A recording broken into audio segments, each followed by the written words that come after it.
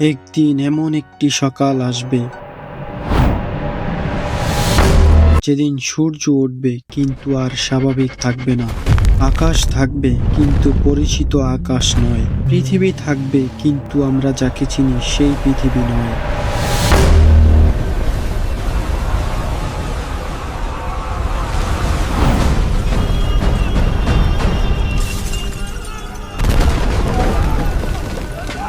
আমরা প্রতিদিন ভবিষ্যৎ নিয়ে পরিকল্পনা করি, আগামী বছর, আগামী দশক, আগামী প্রজন্ম।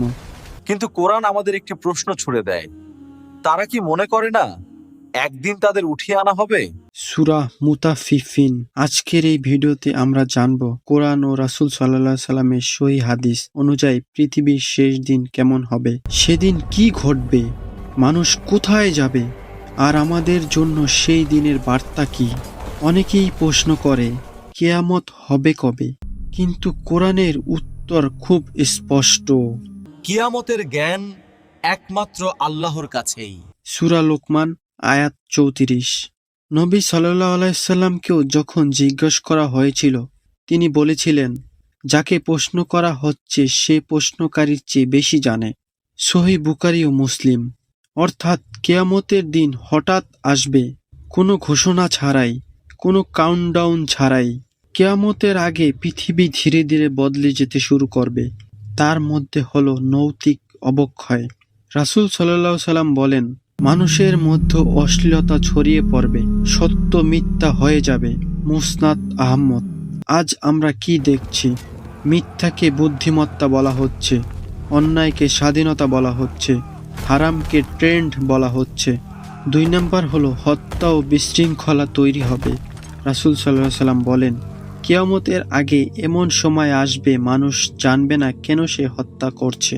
সহিহ মুসলিম। যুদ্ধ, সন্ত্রাস, গণহত্যা সবকিছুই যেন অর্থহীন হয়ে যাবে।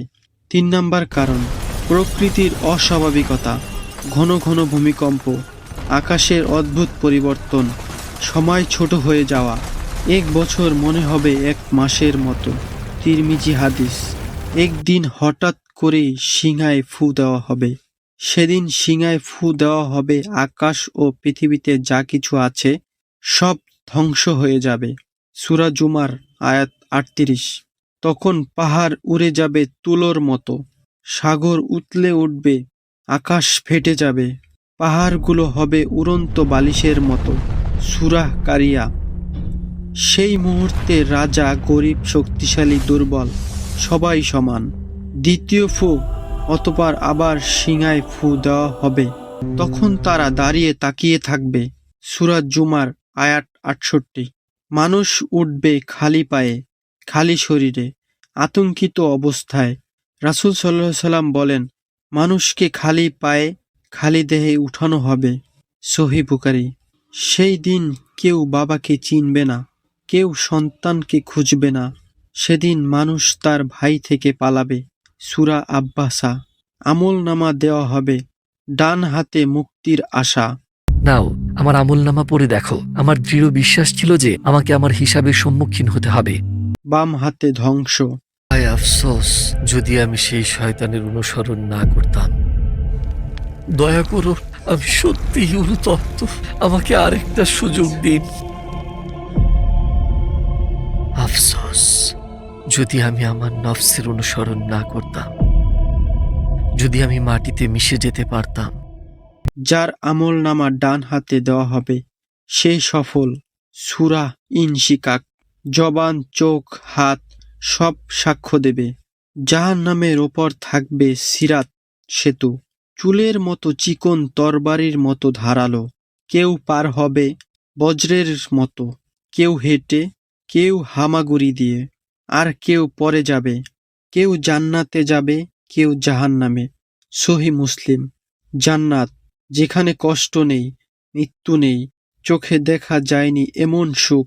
জাহান্নাম, আগুন, অনুশোচনা, শেষ না হওয়া যন্ত্রণা। কিয়ামতের দিন আসবেই, তাই আমরা বিশ্বাস করি বা না করি, প্রশ্ন একটাই, আমরা কি প্রস্তুত? আজ যদি আল্লাহ ডাকেন আমাদের আমল কি বলবে? এখনো সময় আছে ফিরে আসার, ক্ষমা চাওয়ার, নিজেকে বদলানোর। আল্লাহ তওবাকারীদের ভালোবাসেন। সূরা বাকারা। পৃথিবীর শেষ দিন হয়তো দূরে নয়, কিন্তু আমাদের শেষ দিন নিশ্চিত। নিজেকে প্রস্তুত করুন, আজই, এখনই।